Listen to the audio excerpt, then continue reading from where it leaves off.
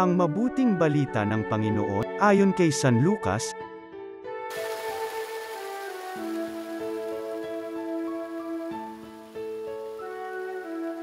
Noong panahong iyon, sinabi ni Jesus sa kanyang mga alagad, "Humingi kayo, at kayo'y bibigyan, humanap kayo, at kayo'y makasusumpong, kumatok kayo, at ang pinto'y bubuksan para sa inyo.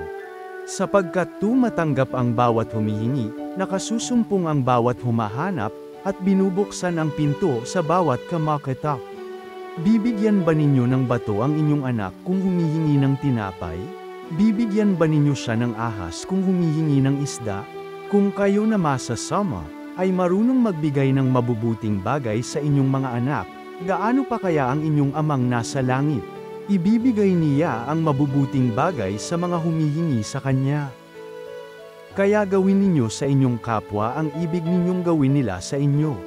Ito ang kahulugan ng kautusan ni Moises at ng turo ng mga propeta. Ang mabuting balita ng Panginoon.